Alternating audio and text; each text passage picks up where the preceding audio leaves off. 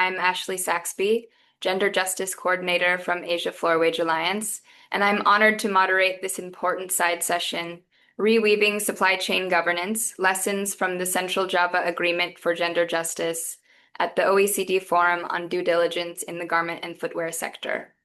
Today, we're exploring the Central Java Agreement for Gender Justice as an important model for supply chain governance. This enforceable supply chain agreement brings together lessons from the Dindigul Agreement and Lesotho Agreement, groundbreaking union-led models to prevent and address gender-based violence and harassment beyond the voluntary mechanisms of brands that have for decades failed to provide safety to women workers in garment factories. We're here today to spotlight a concrete, enforceable solution that is making real differences in the lives of women workers. The Central Java Agreement demonstrates how binding agreements anchored in freedom of association and collective bargaining, led and monitored by women workers, can transform workplace safety and gender justice in supply chains. Over the next 75 minutes, we'll hear from the women workers, union leaders, and experts who are making this model work. So let's dive into what's possible when we center women workers' rights and collective power in supply chain governance.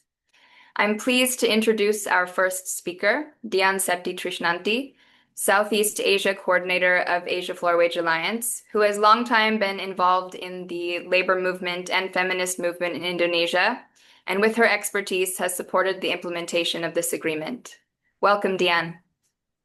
Hi, Ashley. Thank you. This is indeed a significant achievement for the labor movement and women's movement, not only in Indonesia, but also in Asia.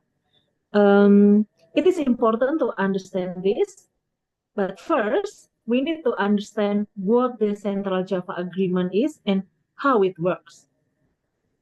What is Central Java Agreement? The Central Java Agreement is a binding agreement that covers two factories in Central Java, Indonesia. The first is Semarang Garment and the second is Batang Apparel Indonesia, owned by the Korean multinational Ontide. These factories together employ 6,250 workers until 5,600 who are women, who make sportwears to major US brands, including Fanatics, which sources its own products and Nike branded apparel under license, including apparel for universities and colleges in the US. The agreement complements existing collective bargaining agreement at both factories. It is enforced through Fanatics binding commitment to member universities of the WRC. Signatories include for unions, it's SPN, SPSI, CASB, at Factory of Batang Apparel Indonesia, and SPSI at Semarang Garment Indonesia. The two supplier factories owned by Ontide are signatories as well as the US brand Fanatics and the international labor allies such as Asia Floor Wage Alliance and Global Labor Justice and Workers' Rights Consortium. And this agreement requires a union-led program to address gender-based violence and also harassment, and requires factory management to comply or risk losing their business with Fanatics and Nike. The program brings together best practice from the Dindigul Agreement and Lesotho Agreement that include global labor standards on GBVH, such as ILO Convention 190. But this is more than a statement of principle.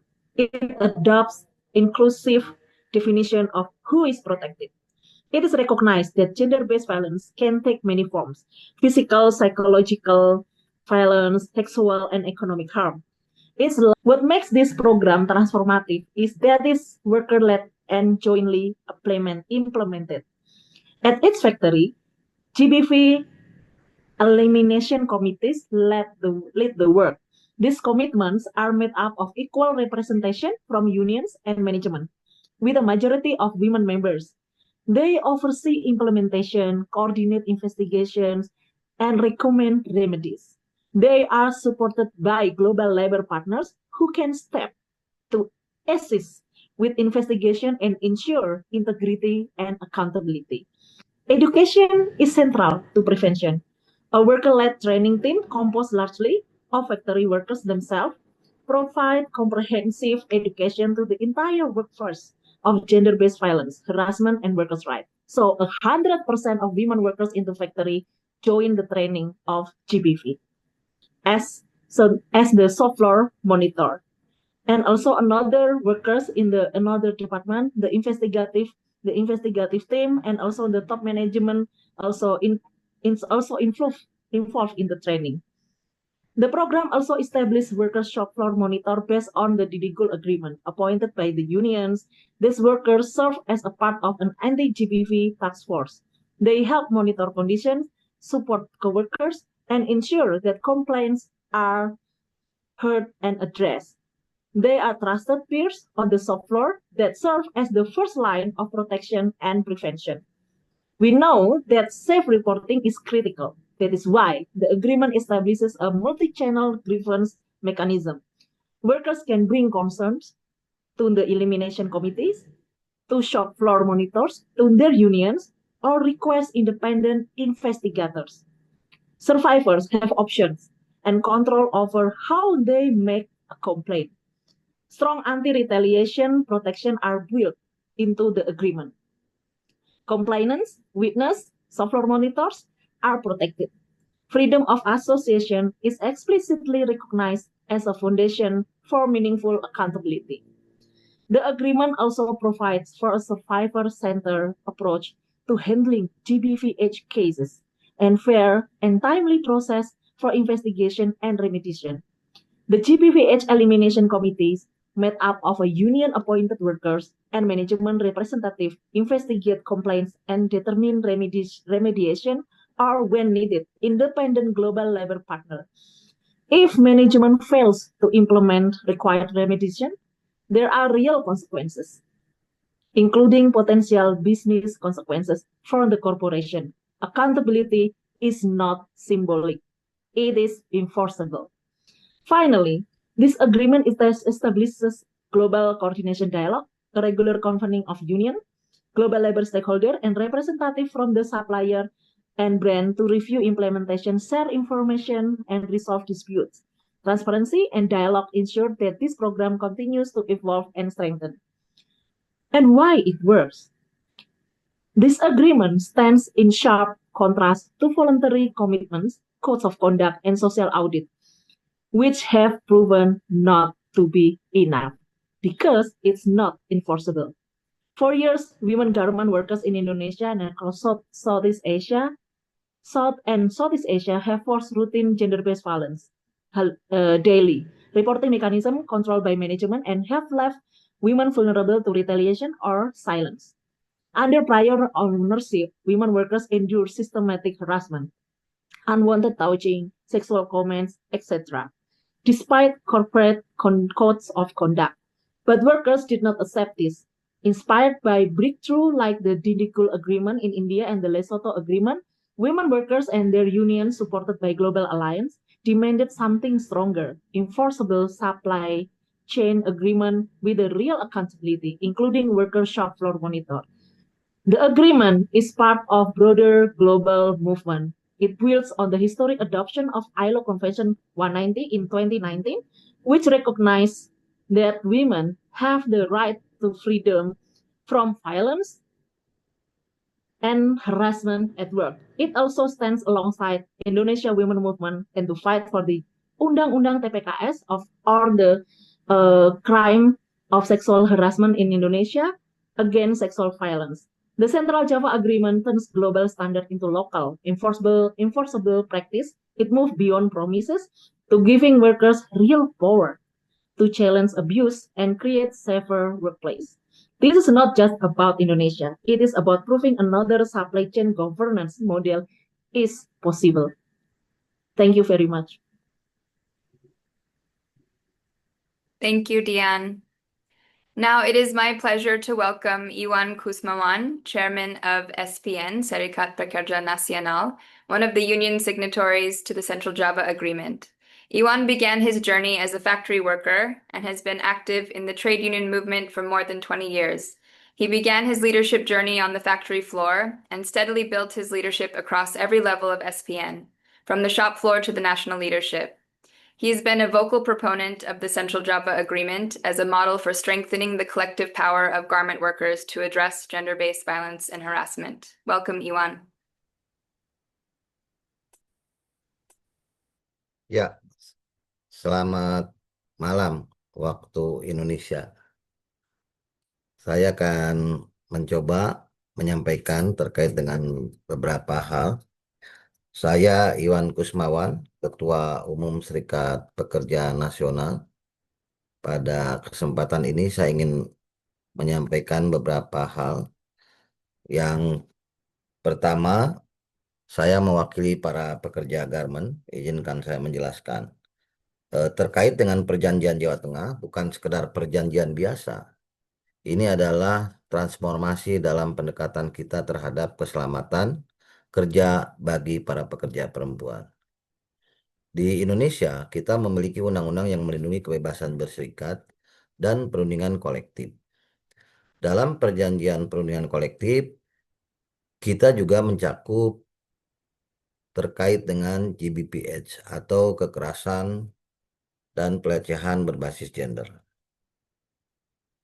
Ini adalah pencapaian gerakan buruh, gerakan perempuan di Indonesia telah meningkatkan pentingnya GBPH di tempat kerja, menjadikan isu ini sebagai salah satu isu inti yang tidak dapat dinegosiasikan dalam hubungan industrial.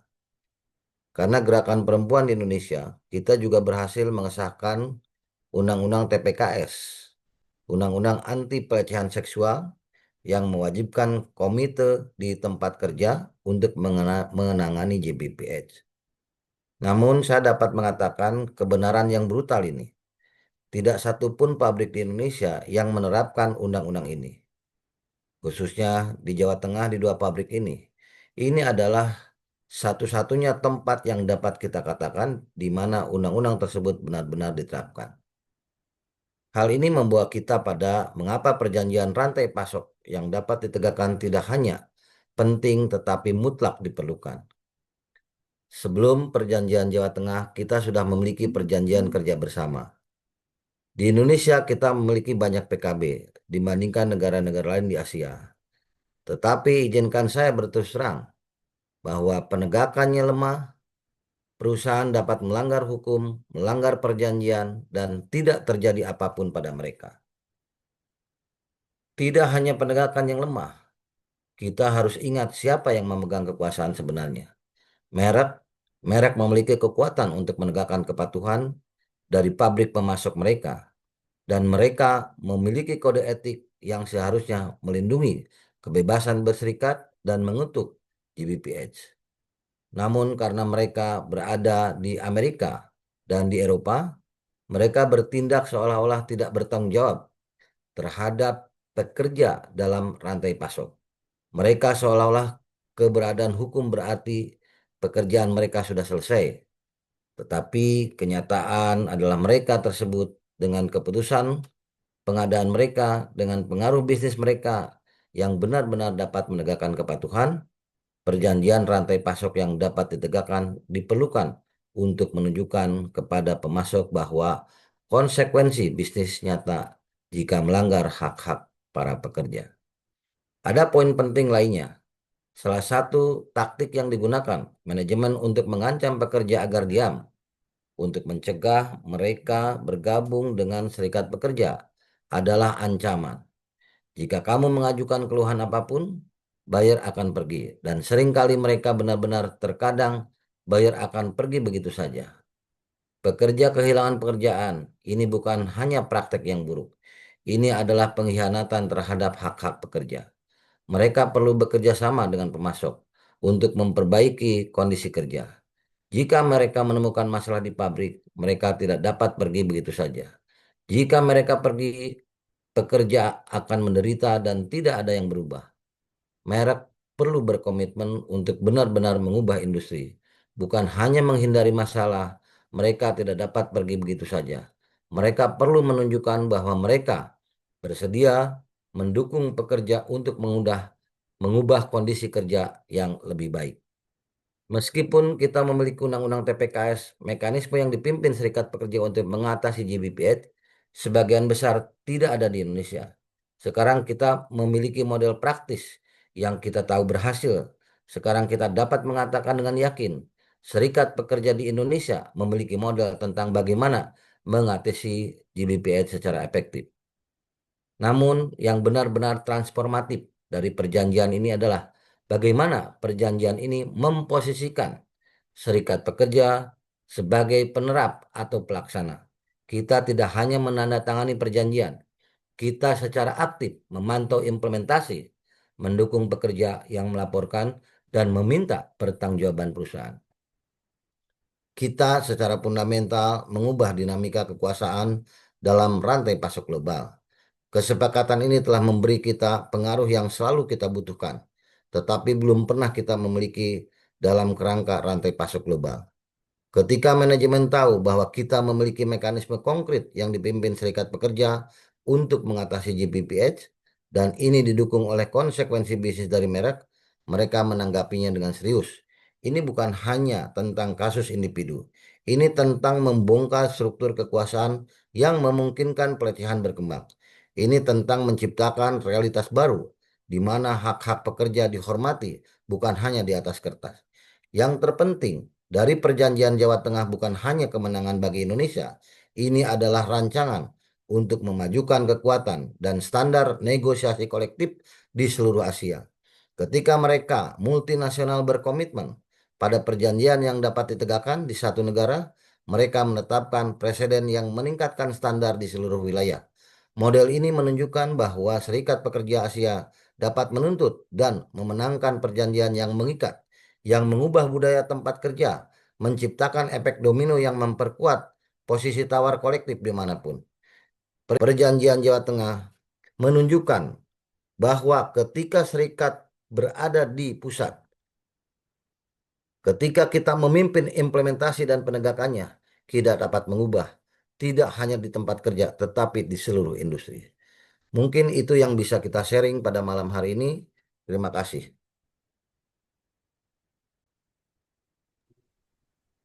Thank you very much, Iwan. Now I would like to introduce Raluca Dumitrescu. Raluca is Senior Coordinator in the Garment Program Team at Global Labor Justice. She also leads the Cotton Campaign Coalition, which is hosted by GLJ. She works closely with GLJ's partners across Asia to eliminate forced labor and global textile supply chains, expand and protect freedom of association rights for workers, and promote responsible sourcing. Over to you, Raluca. Hi, thanks, Ashley. And good day, everyone. It's really a delight to host this session as Global Labor Justice.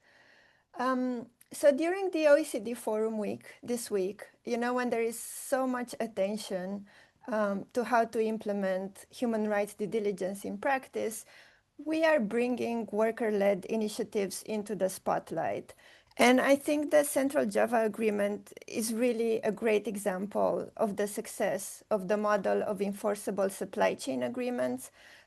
You heard earlier Diane, she mentioned the Dindigul Agreement, she mentioned the Lesotho agreements. These are all similar in the principles they advance. But if we take a step back for a moment, what are these agreements? How do they work, right? What makes this model successful in ending and preventing GBVH? And I would say that the brief answer is that these are interlocking agreements.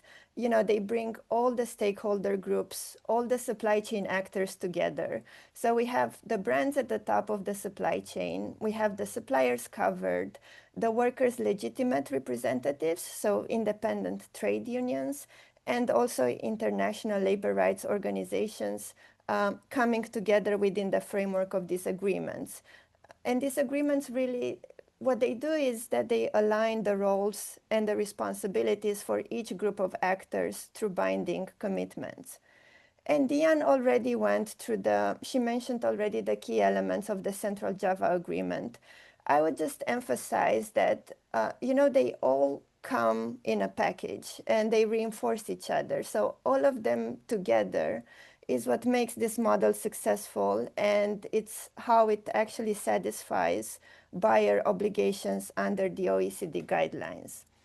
And I want to emphasize in particular, what makes this model so different from other initiatives. Um, First is really that it protects and defends workers' fundamental right to freedom of association, which is really essential to prevent and to remediate GBVH. Then I would mention that under these agreements, the signatories agree from the start to develop a factory level grievance mechanism on GBVH. And they agree that this should be a mechanism that meets UNGP criteria for effectiveness. So, here I'm talking about things like legitimacy, so workers trust the mechanism, accessibility, predictability. There has to be a clear process in place for addressing the complaints, that both workers and management know about and expect to happen. And also there's this element of compatibility with rights, which means that the remedies provided through the mechanism are aligned with international standards for labor rights. And finally, another element of this model, which is really critical to its success, is the recognition by all the stakeholders involved that business incentives are key to driving compliance. So within this framework, brands commit to using their purchasing practices to support and to incentivize the supplier's compliance. And this is really aligning with the expectation under the OECD guidelines that buyers have to use their leverage, buyers have to increase their leverage to address risks and remediate harms. And I think, now the obvious next question would be, how does this model of enforceable supply chain agreements, how does it really benefit all the supply chain actors, all the stakeholder groups that are part of the agreement? And while you're going to be hearing directly from workers today, I'd like to emphasize the brand piece, just in the interest of time. And I know that my colleagues have prepared a slide, if we can quickly show it. I would say that from the brand perspective, this model really serves as a channel that contributes to brand compliance, both with current and upcoming legislation. So we know that many brands are preparing to incorporate systems in their supply chains to help comply with the EU CS3D or with other upcoming regulations in their jurisdictions. And all of them require brands to have mechanisms for credible and independent monitoring and reporting on rights violations, meaningful stakeholder engagement, functioning grievance mechanisms, and protection of workers from retaliation. And this model is really an effective way for brands to meet all those requirements under human rights due diligence legislation and guidelines. And I would also mention here the EU forced labor regulation, which will unfold from 2027 next year.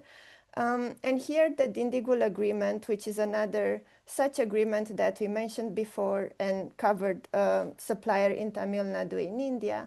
This one really provides an important precedent because a few years ago, the implementation of the agreement, it led to remediation of forced labor indicators, including physical and sexual violence at the supplier. And here, the context is that the US government had imposed an import ban on products from the factory on the basis of pre-agreement conditions that included indicators of forced labor. And the signatories of the agreement were able to show remediation through the agreement. And this led to the import ban being lifted in a record time. And I'm really giving this example here just to show how effective this model has been in remediating and preventing severe labor abuses. And also the lifting of that import ban allowed business to continue uninterrupted, which was important not just for the brands, but also for the supplier and the workers. So I won't go through everything else I had prepared. I would just say that GBVH really remains a widespread problem in global garment supply chains, and I think we have to be honest about it. It's still there, notwithstanding programs that brands have been conducting, as part of their CSR initiatives, programs they sometimes do with NGOs, trainings, roundtables. But this model of enforceable supply chain agreement has really proven it can eliminate and it can prevent GBVH. And I really cannot stress enough that it works just because all the stakeholders are at the table, brands, suppliers, and worker representatives, and also because there are clear and enforceable pathways for accountability. So I would just end, just by calling on all the brands that are watching us now, as well as MSIs, consultants, other actors in the sustainability space, to really educate themselves about the achievements of this model and to reach out to us if they're interested in replicating this at their suppliers. So I'll stop here and I'm happy to continue during the Q&A. Thanks. Thank you, Raluca. And thank you to our first three speakers. Next, we will move to a roundtable discussion on the lessons from Central Java and the importance of scaling these enforceable agreements. So I will pass the moderation over to Sahiba Gill from Global Labor Justice. Over to you, Sahiba. Thank you so much, Ashley. It's such a pleasure to be here. My name is Sahiba Gill. I'm Deputy Legal Director at Global Labor Justice and have been involved in both the Dindigul Agreement as well as this fantastic agreement, which I'm really excited to have a conversation about today. I'm going to introduce our panel of speakers today and then turn it over to them for some questions. I'll just introduce the speakers and then we can move on to the discussion. First, we have Mia Junia Fida, who is treasurer and facilitator in PT Batang Apparel in the elimination committee that's established under the agreement. Within the union KBDK CASB at PT Batang Apparel, she's also the coordinator of the Women Workers Struggle Department. And in the factory itself, she's an operator in the ironing department. Next, we have Ratna Tri Utami, who within the GBVH Elimination Committee at PT Semarang is the person in charge in the case handling department. Within the union, she's also a secretary, and in the factory, she is an operator in the sewing department. Next, we move to Shamila Tushari, who is General Secretary of the Dibindu Collective Union, a leading entity advocating for the rights of garment workers in Sri Lanka. As a former garment worker herself, Ms. Tushari understands firsthand the struggles that garment workers face and has really dedicated her career to fighting for fair wages, safe workplaces, and gender equality. She also represents workers on the National Labor Advisory Council, or NLAC, of Sri Lanka, and is a member of the Asia Floor Wage Alliance Women's Leadership Committee. And finally, we have Rola Abimurshid, who is the Deputy Director for Investigations and Gender Equity and oversees the WRC's factory investigations and the organization's approach to gender equity. She manages the labor rights monitoring program, both in Ethiopia and Lesotho. Rola also provides support in the form of report writing and brand engagement on labor rights violations occurring in countries where the WRC works. So our first question today is for Mia. Mia, I'd like to ask you about the change that you've seen at Batang Apparel since the Central Java Agreement. So before the Central Java Agreement, how did gender-based violence and harassment affect your daily work and your sense of safety? And since the agreement, what has really changed in how problems are raised, addressed, and taken seriously? Terima kasih. Nah, jadi sebelumnya adanya perjanjian Jawa Tengah,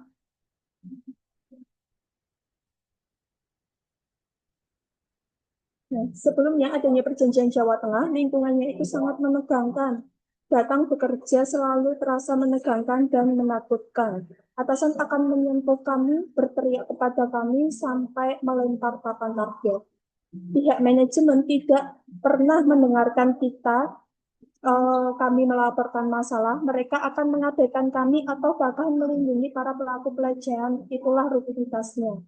Nah, kami juga tahu bahwa bersuara berarti kehilangan pekerjaan atau dihukum dengan cara lain seperti dimutasi, tidak dikasih proses pekerjaan, ataupun silent treatment.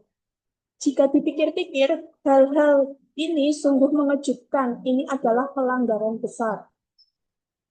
Tidak seharusnya ada perempuan yang harus menghadapi hal seperti ini, tetapi bagi kami itu seperti bagian dari pekerjaan.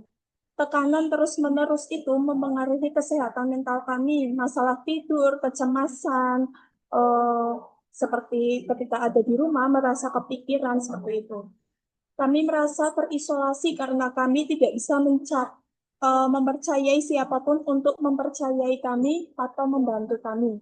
Saya senang bahwa kami para pekerja mengambil sikap untuk menakutkan dan marah, tetapi kami tidak tahu apakah dengan melawan balik kami akan kehilangan pekerjaan. Rasanya itu seperti resiko besar dan kami memiliki banyak hal untuk dipertaruhkan. Tapi kami tidak tahan lagi. Kemudian, sejak adanya kesepakatan itu, keadaan sekarang berbeda. Kita memiliki saluran pelaporan yang aman. Garis pertahanan pertama adalah Satgas KPBG. Mereka memahami situasinya karena mereka juga pernah mengalaminya. Ketika kami melaporkan masalah, manajemen harus menanggapi. Mereka tahu akan ada konsekuensi nyata jika mereka tidak taat. Sekarang kita tidak perlu khawatir akan pembalasan dan kita tidak merasa sendirian lagi, seolah-olah kita bukan pekerja individual, kita kuat bersama dan kita menuntut rasa hormat. Kesepakatan ini bukan hanya tentang menanggapi masalah, tetapi juga tentang mencegah KPBG. Saya adalah seorang fasilitator, jadi saya bertanggung jawab atas pelatihan dan peningkatan kesadaran seluruh tenaga kerja, termasuk manajemen. Saya adalah bagian dari tim pelatihan. Saya dan 8 pekerja lainnya, sekarang semua orang di pabrik memahami apa itu KPBG dan mengapa hal itu tidak dapat diterima. Jika sekarang keadaan lebih baik karena kita tahu hak-hak kita dilindungi. Kita tidak harus menerima perilaku buruk. Saya bisa fokus pada pekerjaan saya daripada terus-menerus merasa waspada. Saya dihormati sebagai manusia. Terima kasih.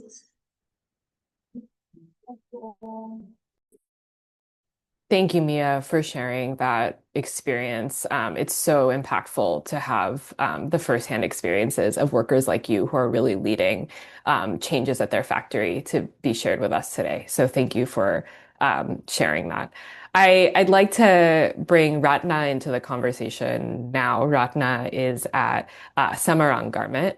Ratna, I'm wondering from your perspective, why was freedom of association and collective bargaining essential to addressing gender-based violence and harassment through the Central Java Agreement? And in your view, what changes happen when unions are playing a central role in enforcement of an agreement like this? Ketika pekerja berdiri sendiri, suara mereka mudah diabaikan. Namun, melalui kebebasan berserikat dan perundingan secara kolektif, kami mengubah ketidakberdayaan individu menjadi kekuatan kolektif, di mana manajemen tidak lagi menghadapi suara satu orang, melainkan ribuan suara yang bersatu. Saya sangat memahami bagaimana pentingnya kebebasan berserikat dan juga perundingan kolektif yang kuat. Apa yang membuat perjanjian Jawa Tengah ini berbeda? Gitu ya, adalah mengenai keberadaan Komite Eliminasi KPBG, yang mana komite ini merupakan badan fungsional yang terdiri dari perwakilan serikat pekerja dan juga manajemen. Di sini serikat memiliki kewenangan yang nyata untuk menyelidiki pengaduan dan menentukan tindakan perbaikan. Krusialnya adalah manajemen wajib menjalankan rekomendasi tersebut. Dan ini adalah merupakan pergeseran kekuasaan yang nyata. Ya. Kami percaya bahwa solusi individual tidak akan mengubah sistem. Dengan perundingan kolektif, kita dapat mengubah seluruh budaya di tempat kerja, dan kami meruntuhkan struktur kekuasaan yang timpang. Kami tidak hanya memberikan sanksi untuk pelaku, tetapi kami menciptakan norma di mana hak pekerja, khususnya perempuan, terlindungi secara sistemik dan dalam waktu jangka panjang. Melalui serikat juga, pekerja perempuan dapat berbagi pengalaman dan juga merumuskan solusi yang lahir dari kebutuhan mereka sendiri. Oke, sebelum adanya perjanjian ini, manajemen tidak begitu transparan dalam memberikan informasi pengaduan, ya. Namun sekarang, sebagai penanggung jawab penanganan kasus, saya dan tim serikat memiliki akses langsung terhadap dokumentasi pengaduan.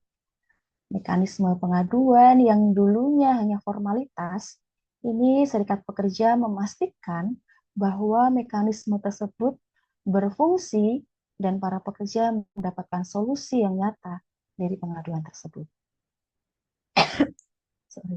Secara spesifik, apa yang telah berubah sekarang? Yaitu adanya struktur di mana manajemen dan serikat pekerja melakukan dialog secara rutin di dalam komite eliminasi KPBG. Nah, pengalaman saya nih dalam menangani kasus, ternyata kasus itu lebih cepat diselesaikan ketika pelapor merasa nyaman dengan sesama, gitu ya. Jadi kehadiran serikat pekerja di lini produksi atau satgas gitu yang ditunjuk memastikan bahwa korban tidak pernah merasa sendiri. Nah, secara pribadi saya juga melihat perubahan yang luar biasa gitu ya terhadap mentalitas kawan-kawan di pabrik. Dulu ada rasa takut yang mendalam untuk melapor, namun sekarang ada rasa aman karena mereka tahu bahwa serikat berdiri tepat di belakang mereka. Dan kami tidak hanya menyelesaikan masalah, tapi kami sedang membangun martabat di ruang kerja. Terima kasih. Mungkin itu. Terima kasih. Thank you so much, Ratna, for sharing the power of workers acting together to address gender-based violence and harassment, and the role of agreement institutions like the Gender-Based Violence and Harassment Elimination Committee in really channeling that power into structural and cultural change that you were describing at the factory. I'd like to now expand our view a little bit and go to a more regional perspective. As we know, it's so important that these agreements expand and are replicated because gender-based violence and harassment is really a systemic issue in the garment industry. So I'd like to turn the floor over to Shamila Thushari from Dabindu Collective. From your perspective as a regional woman trade union leader, why does the Central Java Agreement matter beyond Indonesia? And how does it strengthen movements like violence out of fashion in Asia? බොහොම ස්තුතියි මට මම හිතන්නේ ඉතාමත් හොඳ තැනකට අපි ඇවිල්ලා ඉන්නවා අද වෙද්දී අපිට ඉතාමත් සන්තෝෂයි සෙන්ට්‍රල් ජාවා ඇග්‍රීමන්ට් එක ඩින්ඩිගෝල් ඇග්‍රීමන්ට් එක මේ ගෝලීය සැපයුම් ජාලයේ අපිට තවත් ඒ සම්බන්ධව උනන්දු වෙන්න අවස්ථාවක් විදියට තමයි මම මේ සෙන්ට්‍රල් ජාවා ඇග්‍රීමන්ට් එක දකින්නේ. ඒ වගේම දකුණු ආසියාව කේන්ද්‍ර කරගත් දිනපතාම කම්කරුවන්ට මූණ පාන සිද්ධ වෙන කම්කරුවන්ගේ දෘෂ්ටි කෝණයෙන් බලද්දී ඔවුන් හැමදාම උන්ගේ මූලික අයිතිවාසිකම් පවා අහිමි කරගෙන තමයි මේ මහද්වීපයේ පුරා වෙසෙන සේවිකාවෝ මේ ගෝලීය සැපයුම් දාමය තුල ජීවත් වෙන්නේ. එතකොට ශ්‍රී ලංකාවේ පවතින තත්ත්වය මම පැහැදිලි කරනවා නම් ඒක අපේ ඇඟලු ශේෂී සේවිකාවන් මුහුණ දෙන HGBV ප්‍රශ්නයන් හුදෙක් ඒවා සේවා ස්ථානයේ පමණක් සිද්ධ වෙන හිරිහැරයන් පමණක් නෙවෙයි ඒවා ජීවිත විනාශ කරන ක්‍රමානුකූල ප්‍රචණ්ඩත්වයන් බවට පත් වෙලා තියෙනවා. ඉතින් මේ ලිංගික හිරිහැර වාචික අපයෝජනය අකමැත්තෙන් සිදු කරන ශාරීරික ස්පර්ශයන් යනු මේවා හුදකලා සිදුවීම් පමණක් නොවේ කියලා තමයි අපි දකින්නේ. තමන්ගේ ශ්‍රමය මගින් ලාභ ලබන වෙළඳ නාම වෙනුවෙන් ඇඳුම් නිෂ්පාදනය කරන දහස් සංඛ්‍යාත කාන්තාවන් මුහුණ දෙන දෛනික යථාර්ථයක් බවට පත් වෙලා තියෙනවා. ඉතින් මේ අරගලවල තවත් අසීරු තත්ත්වයන් වලට අපි මුහුණ පාන්නේ විශේෂයෙන්ම ශ්‍රී ලංකාව ගත්තාම අපි සංගමේ නිදහස් සම්බන්ධයෙන් ඒ මර්ධනයන් සම්බන්ධයෙන් වෘත්ති සමිති වල තියෙන උත්සාහයන්ට බිය ගැනීම වලට කම්කරුවන් නිරන්තරයෙන් මුහුණ පාන සිද්ධ වෙනවා. හැකියාව වලින් ඉවත් කරනවා. ඔවුන් බ්ලැක් ලිස්ට් කරනවා. ඒ වගේ දේවල් වලට කම්කරුවන් මුහුණ දෙනවා වගේම ඉතාමත් අඩු අවම තත්ත්වයක තමයි වෘත්ති සමිති ලංකාවේ තියෙන්නේ. ඒකත් ඇඟලුම් ශේෂයේ ඉතාමත් අඩුම තත්ත්වයක තමයි තියෙන්නේ. එතකොට මේ කළමනාකාරීත්වය ගොඩක් වෙලාවට මේ වගේ තර්ජන වලින් මර්ධන තුලින් කම්කරුවන්ව බෙදා වෙන් කරලා ඔවුන්ගේ බලය බෙලහීන කිරීමට උත්සාහ කරනවා. එතකොට ඒ තුල HBV පිළිබඳව හඬක් නැගීමට උත්සාහ කරන්න අපිට ඉතාමත් අමාරු වෙලා තියෙනවා. අපි නිහඬ වුණේ නැත්තම් මේ වෙද්දී අපේ රැකියාවේ සුරක්ෂිතභාවය පිළිබඳ අපිට ප්‍රශ්න මතුවෙනවා. ඒ නිසා අපිට කාවත් මේ මොහොතේ විශ්වාස කරන්න අමාරු වෙලා තියෙනවා. ඒකට මූලික හේතු වෙලා තියෙන වෘත්ති සමිතිවල තියෙන අවම අවස්ථාවන් වීම නිසා. එතකොට ඉන්දුනීසියාව වගේ නෙමෙයි ශ්‍රී ලංකාවේ අපිට අපව ආරක්ෂා කර ගැනීම සඳහා ලිඛිත සාමූහික ගිවිසුම් ඇත්තේ ඉතාමත් අල්ප වශයෙන්. අපගේ ධෛර්යය හා සහයෝගත්වය හැර අපිට වෙන කිසිවක් නැහැ. මධ්‍යම ජාවා ගිවිසුම අතිශය වැදගත් වන්නේ එබැවින්. බලාත්මක කළ හැකි ගිවිසුම් පවතින විට කළ හැකි දේවල් අපට එමගින් පෙන්වා දෙනවා. ඉන්දියාවේ ඩින්ඩිගල් ගිවිසුම හා ඉන්දුනීසියාවේ මධ්‍යම ජාවා ගිවිසුම් වැනි ගිවිසුම් අපට අසන්නට ලැබෙන විට අපි දන්නවා පහුගිය මාසේ ශ්‍රී ලංකාව කාන්තාවන් ආරක්ෂා කිරීම සඳහා මොනවද කළා තියෙන කියලා අපිට ප්‍රශ්න මතු කරනවා. ඒ වගේම පහුගිය මාසේ අපි මේ තුවක් කරගත්ත වේදනාකාරී අත්දැකීම් වලින් අපිට යම් සාක් සතුටටපත් වෙන්න පුළුවන් C190 කන්වෙන්ෂන් එක ඊළ කන්වෙන්ෂන් එක අපරානුමත කිරීම සම්බන්ධව අපි ඒක ගැන ආඩම්බර වෙනවා. නමුත් කළමනාකාරීත්වය කිසිම දඬුවමකට යටත් නොවි සේවකයන්ගේ අයිතිවාසිකම් උල්ලංඝනය කරන විට එවැනි සම්මුතීන් අපරානුමත කිරීමේ ඵලය කුමක්ද කියන එක අපිට ප්‍රශ්න කරන්න සිද්ධ වෙනවා. ඒ වගේම වෘත්ති සමිතියේම ප්‍රහාරයන්ට ලක්වන විට සහ සේවිකාවන් තමන් විදින අපයෝජනට වඩා කළමනාකාරීත්වයෙන් සිදුවිය හැකි පරිගැනීම් වලට බිය වන විට එවැනි සම්මුතියින් වල ඇති වැදගත්කම ප්‍රයෝජනය මොකක්ද කියලා අපිට ප්‍රශ්න කරන්න සිද්ධ වෙලා තියෙනවා. වෙළඳ චර්යා ධර්ම මාලාවල් ගොඩාක් වෙලාවට ඒවා කඩදාහි බවට පත් වෙලා තියෙනවා. ඒ බැලු බැල්මට ඒවැ ප්‍රබලත්වයක් ඒ ප්‍රායෝගික ක්‍රියාත්මක කිරීමේදී බල රහිත වීමත් අපි නිරන්තරයෙන් අත්දකින කාරණාවක්. අපට අවශ්‍ය වන්නේ වෙළඳ නාමවල ස්වේච්ඡා කැපවීම නොවේ. අපට අවශ්‍ය වන්නේ නීත්‍යානුකූලව සම්පරුවන්ගේ බැඳී සිටින මේ වගකීම් වල යථාර්ථය ඒවා බලාත්මක කර ගැනීම ඒවා අයිතිවාසිකම් බවට පත් කර ගැනීමයි. කලාපීය දෘෂ්ටිකෝණයකින් බලන කාල මධ්‍යම ජාවා ගිවිසුම ඉතා ගැඹුරු ලෙස වැදගත් වන්නේ FRWLC වන අප හැම විටම විශ්වාස කළ දෙයක් එයින් සනාථ වන බැවිනි. එනම් සැපියුම් දාමය පාලනය සඳහා දැනට පවතින ක්‍රමවේදයට වඩා වෙනස් ආකෘතියක් ක්‍රියාත්මක කළ හැකි බවයි. අපි වයලන්ස් අවුට් ඔෆ් ෆැෂන් ව්‍යාපාරය ආරම්භ කළේ ආසියාවේ ඇඟලුම් නිෂ්පාදනය කරන සියලුම රටවල් තුළ මෙවැනි ගිවිසුම් ඇති කරන ලෙස බල කිරීමෙන්. අපි ඉල්ලා සිටින්නේ පුණ්‍යාධාර නොවේ. අපි ඉල්ලා සිටින්නේ දයාව අනුකම්පාව නොවේ. අපි ඉල්ලා සිටින්නේ කම්කරුවන් ලෙස සහ කාන්තාවන් ලෙස අප සතු අයිතිවාසිකම්. ඉන්දියාව සහ ඉන්දුනීසියාවේ අත්පත් කරගෙන ඇති දේ දකින විට බලාත්මක කළ හැකි ගිවිසුම් මගින් කාන්තා සේවිකාවන් සැබෑ ආරක්ෂා හැකි බව හැකි ආකාරය වෘත්ති සමිතිවලට සැබෑ බලය ලබා දිය හැකි ආකාරය සේවා ස්ථානයේ සංස්කෘතික පරිවර්තනයක් කළ හැකි ආකාරය දක්වන්නට මේ ඉන්දුනීසියානු ජයග්‍රහණය පමණ නොවන බව අප දනිමු. මෙය ආසියානු ජයග්‍රහණයකි. මෙය වැඩබිමේ ගෞරවය හා ආරක්ෂාව සඳහා සටන් කරන සියලුම කාන්තාවන්ගේ ජයග්‍රහණයකි. මධ්‍යම ජාවා ගිවිසුම වයලන්ස් අවුට් ඔෆ් ෆැෂන් ව්‍යාපාරයේ තවදුරටත් ශක්තිමත් කරන්නේ එමගින් අපට ප්‍රායෝගික සාක්ෂියක් ලබා දෙන බැවිනි. එය අපට සාර්ථක ක්‍රියාත්මක කළ හැකි ආකෘතියක් සපයයි. ශ්‍රී ලංකාව, බංග්ලාදේශය, කාම්බෝජය, ඉන්දියාව සහ පාකිස්තානය යන රටවල් වල සිටින අපගේ සහෝදරියන් වෙනුවෙන් මෙවැනිම රැකවරණයක් ඉල්ලා සිටීමට අවශ්‍ය විශ්වාසය එමගින් අපට ලබා දෙයි. එක කර්මාන්ත ශාලාවක්, එක ගිවිසුමක්, එක වරකට එක ජයග්‍රහණයක් මෙය සැබවින්ම ප්‍රගතියකි. නමුත් මා ඉතා පැහැදිලිව කිව යුතු දෙයක් තිබේ. එනම් වෙළඳ නාම තම වගකීම් ඉටු කිරීමට ඉදිරිපත් නොවන්නේ නම් මෙම ප්‍රගතිය කිසිසේත් ළඟා කර ගැනීමට නොහැකි බවයි. බහුජාතික වෙළඳ නාම වැනි බෑන්ඩිං කමිට්මන්ට් සඳහා ඉදිරිපත් වන විට සහ සේවක අයිතිවාසිකම් වෙනුවෙන් තම ව්‍යාපාරික සම්බන්ධතා පවා අවධානමට ලක් කරමින් වගවීමට සැදී පැහැදී සිටින විට සැබෑ වෙනසක් ඇති කළ හැකි බව අපට පෙනේ.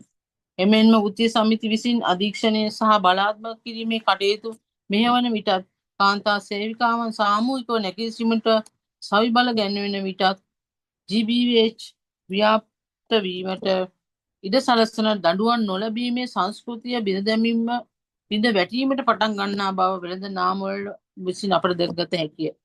දැන් අප සතුව සාර්ථක ප්‍රායෝගික ආකෘතියක් තිබේ. මෙම ක්‍රමවේදය මගින් සේවා ස්ථාන යහපත් අයුරින් වෙනස් කළ හැකි බවට අප සාක්ෂි සතුව තිබේ. වෙළඳ නාමවල තම සැපයුම් දාමයන් තුළ සිටින කාන්තා සේවිකාවන් ආරක්ෂා කිරීමට සැබෑ වුවමනාවක් ඇතනම් එනම් ඔවුන්ට අවශ්‍ය වන්නේ හුදෙක් ලාභයම පමණක් ඉලක්ක කරගත් සමාගම් වලට වඩා එහා ගිය වගකීමක් දැරීමට නම් ඔවුන් මධ්‍යම ජාවා ගිවිසුම වැනි නීති අනුකූල බලාත්මක කළ හැකි ගිවිසුම් ක්‍රියාත්මක කළ යුතුය. මෙම කර්මාන්තය යහපත් මගට යොමු කිරීම සඳහා වෙළඳ නාමවලට පෙරමුණ ගත හැකි ආකාරය මෙයයි. එමෙන්ම තමන් සේවකයන් දෙස බලන්නේ හුදෙක් ලාභය උපා දෙන පිරිසක් ලෙස නොව උල්ලංඝනය නොහැකි අයිතිවාසිකම් සහිත ගෞරවනීය මනුෂ්‍යයන් ලෙස බව ඔප්පු කර පෙන්වීමට ඔවුන්ට ඇති මගද මෙයයි. ශ්‍රී ලංකාවේ සහ සමස්ත ආසියාවෙම මෙසන අපගේ සහෝදරියන්ට මධ්‍යම ජාමා ගිවිසුම යනු හුදෙක් පෙළඹවීමක් පමණක් නොවේ. එය පැහැදිලි සැලසුම් සිතියමකි. එය ලබාගත හැකි ජයග්‍රහණයක් පිළිබඳව ඇති ප්‍රායෝගික සාක්ෂියයි. මෙය සාර්ථක යථාර්ථයක් බවට පත් කරන ලෙස අපි වෙළඳ නාමවලින් ඉල්ලා සිටිමු. එය අපගේ අයිතිවාසිකම් ලෙස අපි බල කර සිටිමු. මෙය හුදෙක් කෝපරේට් සෝෂල් රෙස්පොන්සිබිලිටි පිළිබඳ ප්‍රශ්නයක් පමණක් නොවේ. මෙය ආයතනික වගකීම පිළිබඳ ප්‍රශ්නයකි.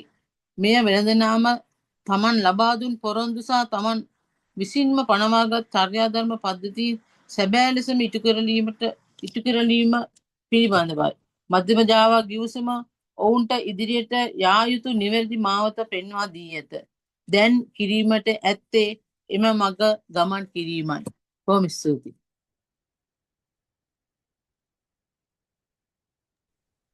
Thank you for that powerful statement about starting with the daily reality of both harassment and repression of organizing from Indonesia to Sri Lanka. I think really illustrates the importance of agreements that can empower worker leaders like Ratna and Mia to make structural changes at their factory, really as a means of supply chain governance that is truly rooted in workers' rights. As Shamila noted, we have the model. But as she also mentioned, we know that it is only possible when brands at the top of supply chains open up space for unions and workers to drive change at their suppliers. So with that, I'd like to open the floor for Rola Abi-Morshed from WRC to talk a little bit about brands. So Rola, for brands and suppliers that are engaged in due diligence processes that are aligned with the OECD guidelines, what lessons does the Central Java Agreement offer if these brands are truly serious about preventing gender-based violence and harassment and strengthening supply chain governance? And in comparison, why do you think that traditional tools like social audits have really failed to address these harms? I'm also curious from your perspective how Fanatics came to embrace an enforceable agreement model and really take a high road here, and what you think it might mean for the future of the industry. Thanks, Sahiba, and so excited to be joining this amazing panel of speakers today that have covered many of the same points that I'll be covering in my presentation. But just to give it a bit of a context, I think the Central Java Agreement provides several key lessons on due diligence processes that are effective and built upon accountability mechanisms, and include really that cycle of due process that the OECD guidelines include, which is to identify risks, prevent and mitigate those risks, including engaging in providing or cooperating to remediate, as well as tracking implementation of efforts to mitigate and to report out. So just to kind of start us off, first, it really does show that independent monitoring is critical to identifying labor rights violations of national and international law. And to just give you a bit of a background, the WRC was actually established by international labor experts, student activists, and leading universities with the goal of supporting universities with the enforcement of binding labor standards to protect workers, producing apparel and other goods bearing university logos. And I like what Shamila was saying about there's another form of governance possible rather than voluntary codes of conduct. And university codes have proven that over the 20 or so years of existence of the WRC in its role as independent monitor for affiliated universities. So in this case, the on-tide factories, PT Samarang and Batang, produce collegiate licensed apparel for Fanatics as well as Nike, whose sourcing is managed by Fanatics and therefore are subject to the university's labor standards. After receiving complaints from workers at both factories, the WRC investigated using a framework of both national and international law and private regulatory mechanisms to identify violations. And as Mia and Ratna have talked about, we identified pervasive gender-based violence and harassment, including women workers experiencing unwanted touching, sexual coercion, verbal abuse on a daily basis, and other violations. And key factory managers were complicit in failing to address these abuses.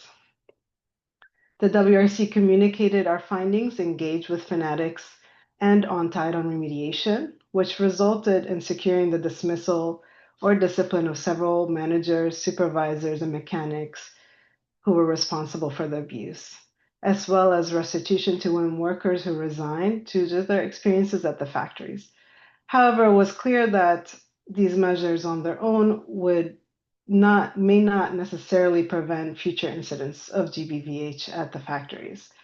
The unions at both factories saw an opportunity, with the support of the WRC, AFWA, and GLJ, to negotiate an agreement to establish a comprehensive program to prevent and address gender-based violence and harassment with strong protection for the right to freedom of association. Second, the Central Java Agreement provides a clear example of meaningful engagement with workers and worker representatives to address a complex and entrenched problem. The program, as noted by my colleagues, is union-led. It creates a mechanism for unions and management to jointly implement program activities and for unions to engage with management on workplace policies and practices that lead to situations of gender-based violence and harassment.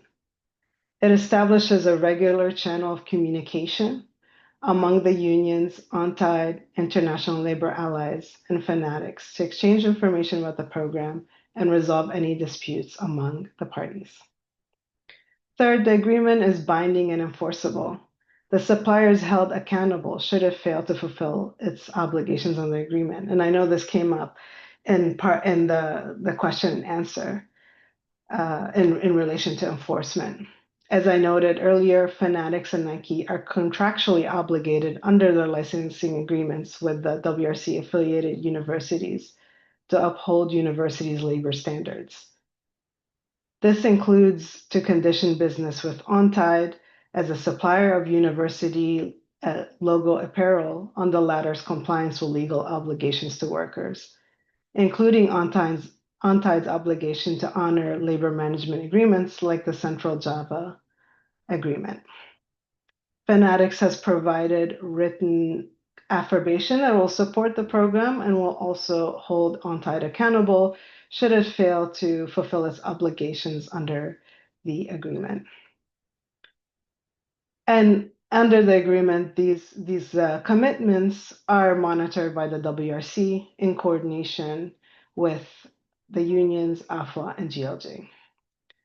Fourth, the program established by the agreement draws upon internationally recognized best practices for handling and addressing gender-based violence and harassment at work. As noted earlier in the presentation, the agreement incorporates key elements of ILO Convention 190, builds upon the Dingadal Agreement, as well as the Lesotho Agreement, It includes a comprehensive education awareness activities, a multi-channel grievance mechanism, and transparent and independent investigation and remediation of violations.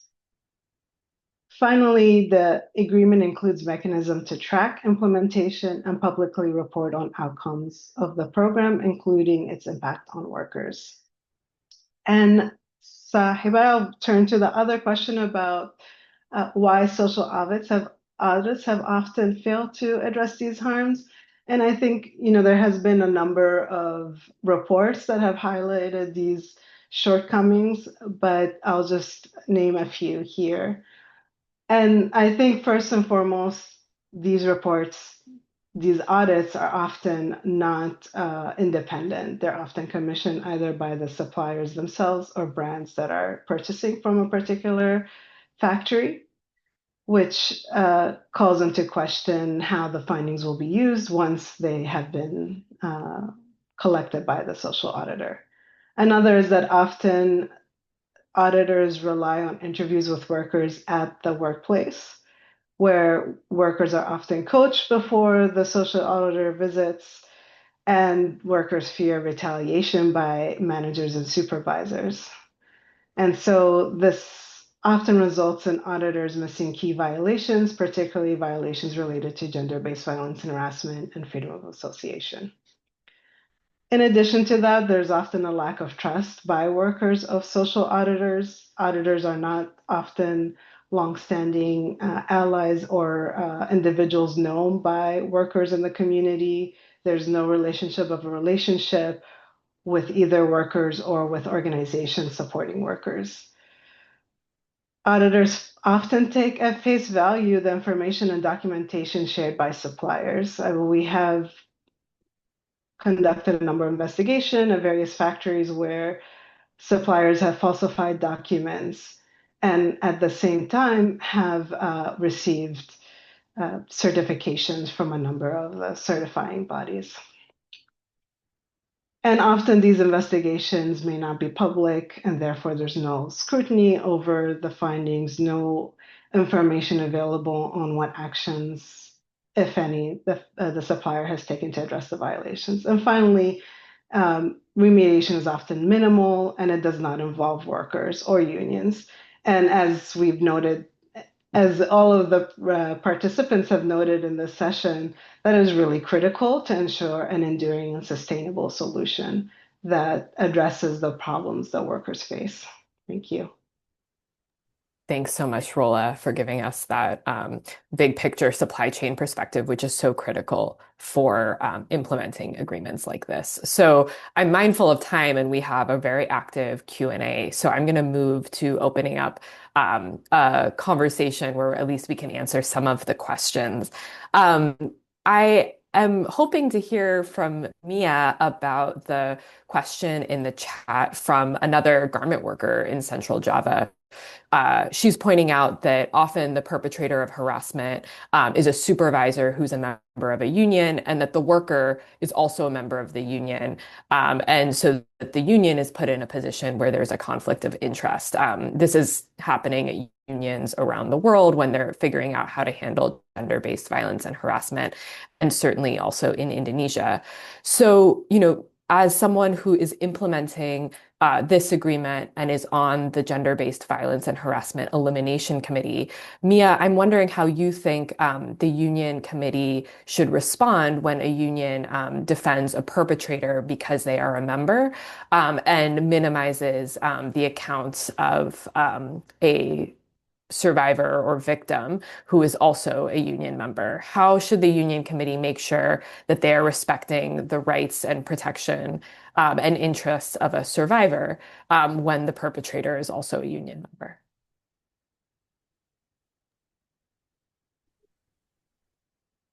Terima kasih, Sahida. Jadi di pabrik kami, itu fenomena yang serupa juga pernah terjadi. Nah, sikap komite itu adalah tegas. Kami sebagai komite memiliki prinsip keberpihakan kepada korban, mendahulukan kepentingan korban, mendukung dan melindungi korban. Kepada pelaku ketika dia terbukti bersalah dari hasil investigasi yang dilakukan tim investigasi, maka kami akan merekomendasikan sanksi sesuai tingkat kesalahan dan jenisnya yang dilakukan. Bagi seluruh anggota komite dan subkomite, satgas, dan semua pihak dalam perusahaan, kami akan terus-menerus memberikan edukasi kepada mereka tentang arti penting keberpihakan pada korban. Tanpa kenal lelah, perubahan tidak bisa dilakukan sendirian. Perubahan juga tidak bisa terjadi dengan hanya satu kali sesi pendidikan atau pelatihan. Karena perubahan adalah karya jutaan massa dan perubahan membutuhkan proses perjuangan yang sangat panjang. Oke, terima kasih. Mungkin ada komentar.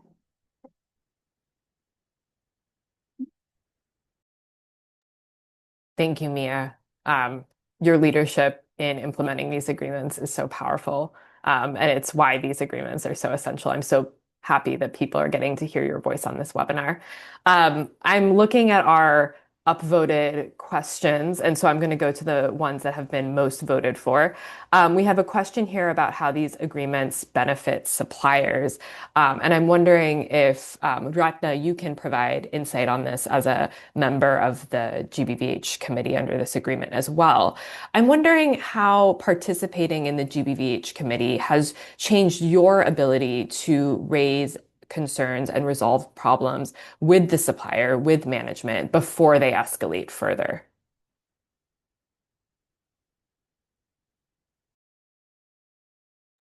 Oke, terima kasih atas pertanyaannya. Semoga menjawab. Jadi partisipasi dalam komite dalam GBV mengubah pola komunikasi kami dari konfrontasi menjadi solusi yang sistemik gitu ya. Jadi apa manfaat untuk supplier dengan perjanjian ini? Itu tentunya sangat bermanfaat sekali karena dengan adanya perjanjian ini tentunya akan tujuannya adalah untuk menciptakan ruang kerja yang aman gitu ya, serta nyaman. Gitu. Jadi dari situ apa namanya kualitas perusahaan bisa terlihat gitu kan, apakah pekerja itu akan mendapatkan hak mereka sebagai pekerja ya, untuk bekerja dalam lingkungan yang aman dan nyaman gitu sih. Jadi dengan adanya struktur komite gitu kita memiliki saluran formal yang diakui secara hukum untuk mendiskusikan hal-hal yang terindikasi ada kekerasan atau pelecehan. Jadi kami memiliki akses dan data untuk dokumentasi sehingga saat berhadapan gitu dengan manajemen itu tidak akan membawa sekedar rumor melainkan fakta gitu yang harus segera ditindaklanjuti terkait kasus-kasus kekerasan yang ada gitu. Jadi dengan adanya program ini tentunya akan sangat menguntungkan bagi supplier. Mungkin ada yang belum jelas dari jawaban saya, bisa ditanyakan kembali.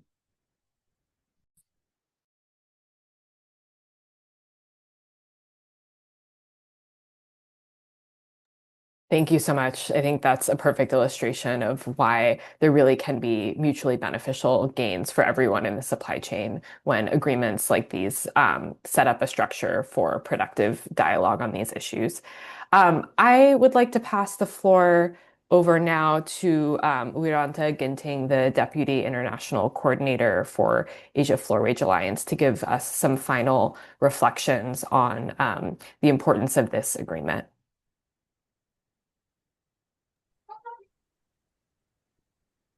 Thank you, Sahiba.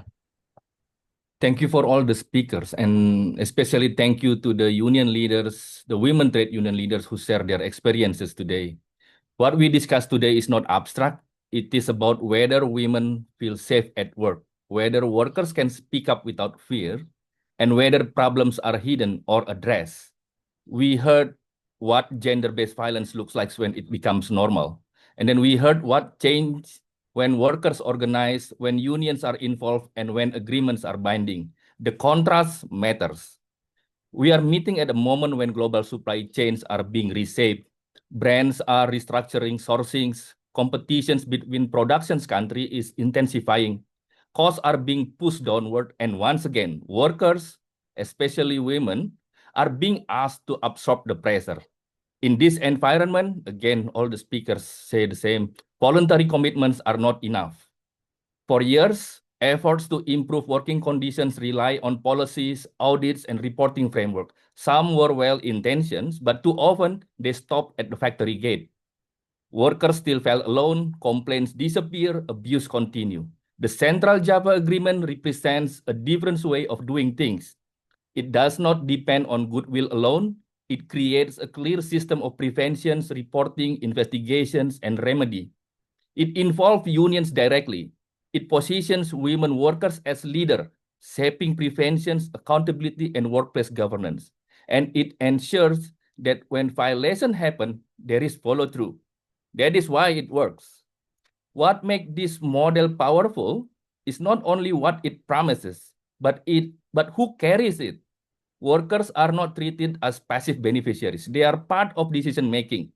Unions are not consulted occasionally. They are involved every day. Management is no longer the only voice. Information is shared. Problems are examined together.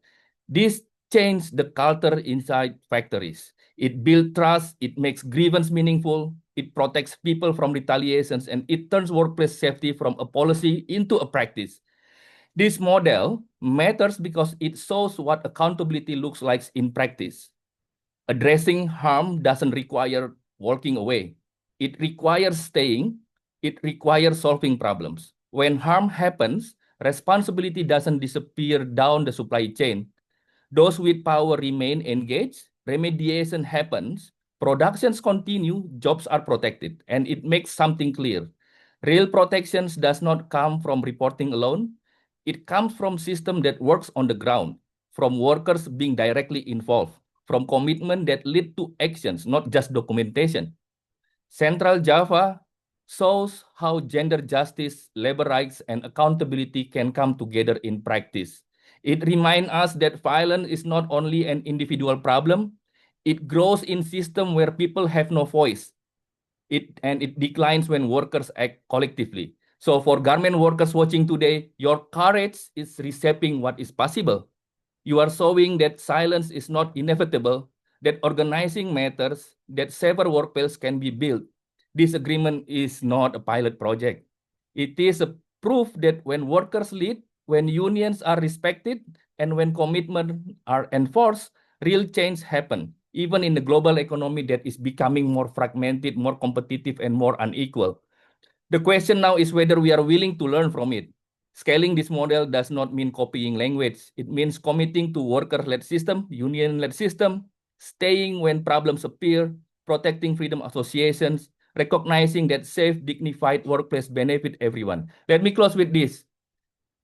The women of Central Java did not wait for permissions. They organized, they spoke up, they built systems that now protect thousands. They have shown us what effective supply chain governance looks like. Practical, workers and union-centered, grounded in accountability. So if we are serious about ending violence, strengthening labor rights, and building more just supply chains, especially in this moment of global uncertainty, this is the direction forward. Binding supply chain agreement built with workers and unions at the center. Thank you. Ashley, back to you. Thank you, Rita, and thank you to everyone for joining and being active in this wonderful event. We wish you all the best for the day and weeks ahead, and we will follow up to the participants with the recording and the links and additional information for you. Thank you very much.